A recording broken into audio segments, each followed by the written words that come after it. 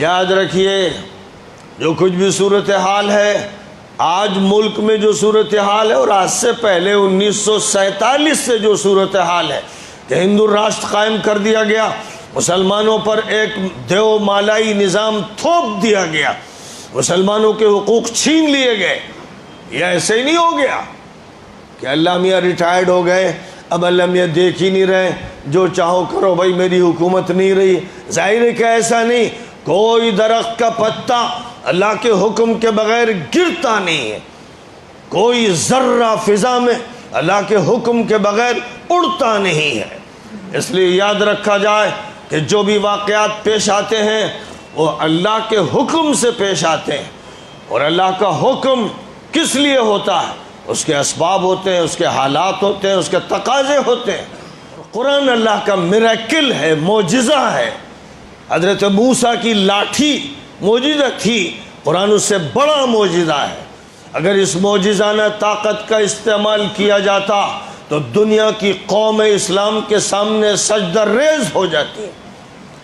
قرآن کے سامنے کوئی ٹھہر نہیں سکتا۔ میرے بزرگوں، یہ اسلام کی طاقت ہے، یہ اس کی تاثیر ہے، یہ قرآن کی تاثیر ہے۔ لیکن جب تم سکڑو گے،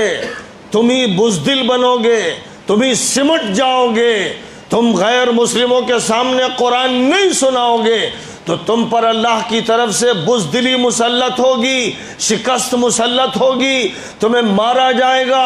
200 لوگوں نے، کل کی واردات ہے، 200 لوگ گروگرام میں گھسے، ایک مسجد میں گھس کے انہوں نے نمازیوں کو مارا اور ان کو نکال دیا، اور ماب لنچنگ روز مرہ کے واقعات ہیں۔ ملک میں جنگل کا راج ہے، یہاں ظلم ہے، انسانیت کا قتل عام ہے۔ اس لیے کہ مسلمان جن کو یہ فرمایا گیا تھا کنتم خیر امت اخرجت للناس تأمرون بالمعروف وتنہون عن المنکر وتؤمنون باللہ، تم بہترین امت ہو، تمہارا کام یہ ہے کہ بھلائی کی تلقین کرو اس تمام لوگوں کو، اس لیے کہ تم کو اللہ نے پوری انسانیت کے لیے برپا کیا ہے، صرف اپنے لیے نہیں، گھر والوں کے لیے نہیں، بیوی بچوں کے لیے نہیں، خاندان و پریوار کے لیے نہیں۔ کنتم خیر امت، تم بہترین امت ہو، اخرجت نکالی گئی، للناس تمام انسانوں کے لیے۔ اس امت کو تمام انسانوں کے لیے نکالا گیا تھا، کیا وجہ ہے کہ اس کی باتیں صرف اسی کے گھروندوں کے اندر ہے، اور یہ فرمایا گیا تھا کہ تمام انسانوں کے سامنے حق بیان کرو، حق کی دعوت دو، بھلائی کی بات کہو، برائیوں سے روکو، سب کو روکو، یہ حکم ہے۔ اور اللہ پر یقین رکھو، تو اللہ پر یقین کے ساتھ جب یہ عمل کیا جائے گا، اور اس عمل میں حکم تھا فَذَكِّرْ بِالْقُرْآنِ مَنْ يَخَافُ وَعِيدٍ، قرآن کے ذریعے سے سبق یاد دلائیے ان لوگوں کو جن کے دل میں کچھ بھی ڈر ہے ایشور کا، لارڈ کا، مالک کا، پروردگار کا، ان کے دلوں میں کچھ بھی احساس ہے، ضمیر زندہ ہے، وہ جانور اور کیڑے مکوڑے نہیں بن گئے ہیں۔ ان کے سامنے قرآن پیش کیجئے، نبی کو حکم دیا گیا۔ یہی وہ قرآن ہے جس کے ذریعے سے مکہ مکرمہ میں فتح ہوتی چلی گئی، لوگ ٹوٹ ٹوٹ کر آتے گئے، اور مدینہ منورہ میں اسی قرآن کی طاقت سے اور نبی پاک علیہ السلام کی سیرت کی طاقت سے، آپ کے کردار، آپ کے اخلاق، آپ کے معاملات اور آپ کی حدیث اور آپ کے قانون، یہ ساری وہ چیزیں تھیں جن سے دل کھلتے چلے جا رہے تھے، ذہن قبول کرتے چلے جا رہے تھے، دوسرے حلقے ٹوٹتے چلے جا رہے تھے، حلقہ اسلام وسیع ہوتا چلا جا رہا تھا۔ یہ وہ بات تھی جو ہو رہی تھی۔ اگر چاہتے ہو کہ فتح حاصل ہو، اگر چاہتے ہو کہ جہاں بھی رہتے ہو، جس ملک میں، ملک کے جس صوبے میں، جس صوبے کے شہر میں یا گاؤں میں، اگر چاہتے ہو کہ حق کا بول بالا ہو، اگر چاہتے ہو کہ اللہ کا نام بلند ہو، اگر چاہتے ہو کہ نبی پاک کا نظام جاری ہو، اگر چاہتے ہو کہ تمہارے قدموں کو ثبات حاصل ہو، اگر چاہتے ہو کہ زندگی میں استقامت نصیب ہو، اگر چاہتے ہو کہ موت کلمہ لا الہ الا اللہ پر آئے، اگر چاہتے ہو کہ نسلیں نہ تباہ ہوں، اگر چاہتے ہو کہ ارتداد نہ پھیلے، اگر چاہتے ہو کہ تمہاری لڑکیاں بے حجاب نہ ہو، اگر چاہتے ہو کہ تمہارے نوجوان دوبارہ نوجوان صحابہ کرام کے کردار کو دوہرا دیں، اگر چاہتے ہو تو پھر قرآن پاک کو سب کو سناؤ، نبی کا تعارف سب سے کراؤ،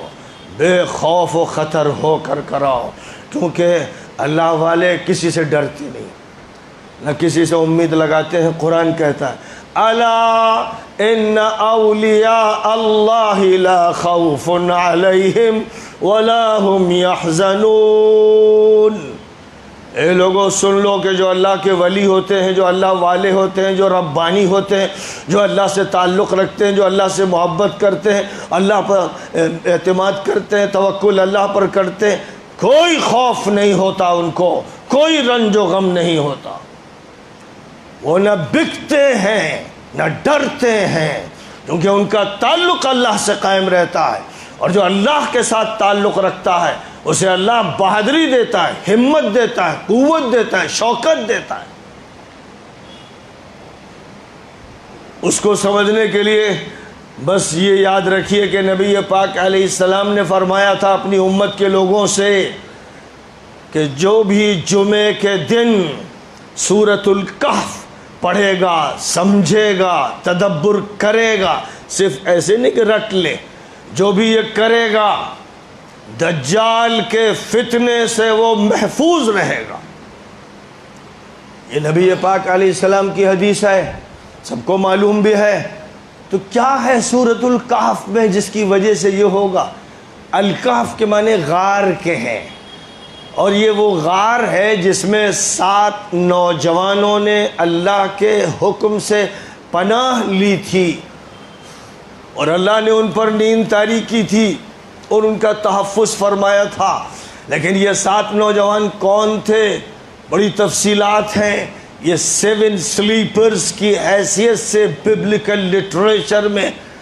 ذکر کیے گئے ہیں، ان کا تذکرہ موجود ہے، عیسائی لٹریچر میں بھی موجود ہے، یہودی لٹریچر میں بھی موجود ہے۔ دنیا کی تاریخ جنہوں نے محفوظ رکھی ہے وہ جانتے ہیں کہ وہ 7 سلیپرز کون تھے۔ رومن امپائر میں جس زمانے میں کفر اور شرک کی حکومت تھی وہ دندنا رہی تھی، اور وہ یہ کہتی تھی عیسیٰ مسیح کو ماننے والوں سے، عیسیٰ مسیح کو ماننے والوں سے کہ یہ مانو کہ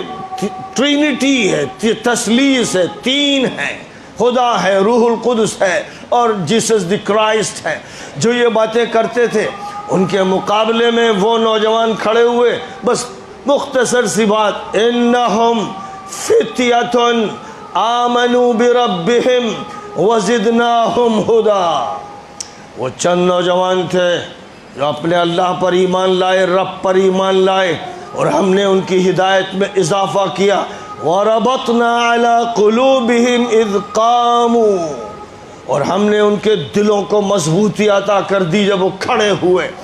وَقَالُوا رَبُّنَا رَبُّ السَّمَاوَاتِ وَالْأَرْضِ، اور انہوں نے اعلان کیا رومن امپائر کے سامنے، پولیس کے سامنے، طاقت والوں کے سامنے کہ ہمارا رب وہ ہے جو آسمانوں اور زمین کا رب ہے۔ لَن نَدْعُوَ مِن دُونِهِ إِلَٰهًا، ہم اس کے علاوہ کسی کو خدا نہیں مانتے، دیوتا نہیں مانتے، دیوی نہیں مانتے۔ اگر ہم ایسا کریں تو یہ ظلم ہوگا۔ یہ بات اللہ نے فرمائی کہ یہ 7 نوجوان تھے جو وقت کی سپر پاور سے ٹکرا گئے، انہوں نے کوئی خوف دل میں نہیں رکھا۔ اے مسلمانوں، سورۃ الکہف کو صرف پڑھنے سے کام نہیں چلے گا، ان 7 نوجوانوں کے کردار کو دہرانا پڑے گا۔ وقت کے جو بھی ظالم ہیں، جابر ہیں، آج کے دور کے جو فرعون ہیں، آج کے دور کے جو نمرود ہیں، وہ چاہے جزیرۃ العرب میں ہو آل سعود کی شکل میں،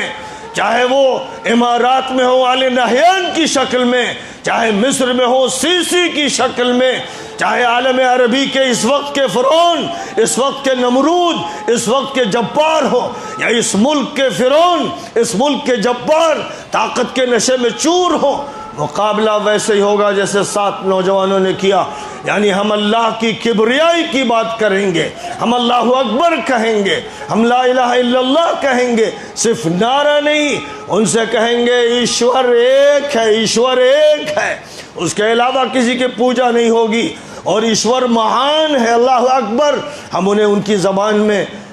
مراٹھی میں، ہندی میں، سنسکرت میں، ملیالم میں، کنڑ میں، دنیا کی تمام زبانوں میں سمجھائیں گے اللہ کی بڑائی کو، اللہ کی کبریائی کو، اللہ کی عظمت کو. جب ہم یہ کریں گے تو اللہ کیا کرے گا؟ وَرَبَطْنَا عَلَىٰ قُلُوبِهِمْ، ہم ان کے دل مضبوط کر دیں گے، اور زِدْنَاهُمْ هُدًى، ہم ان کی ہدایت میں اضافہ کریں گے. اے لوگو یہ کرنا شروع کر دو، اے لوگو یہ کرنا شروع کر دو. بمبئی کا کوئی محلہ باقی نہ رہے، کوئی مال و بازار باقی نہ رہے، کوئی دکان و مکان باقی نہ رہے جہاں اللہ کی عظمت کے گیت نہ گاؤ، لوگوں کو سمجھاؤ، بتاؤ، سناؤ. نعرے بازی نہیں، اسلام کی تفہیم کرو، نبی کی سیرت بیان کرو، تمہیں غلبہ حاصل ہوگا. اللہ کا وعدہ ہے، اور یہ اس وعدے پر یقین ہے، اللہ وعدہ خلافی نہیں کرتا. اے اللہ ان 7 نوجوانوں کی طاقت اور قوت اور ایمان ہمیں بھی عطا فرما، اور وقت کی جو طاقتیں ہیں ظالم و جابر و مجرم، ان پر غلبہ نصیب فرما. وآخر دعوانا ان الحمد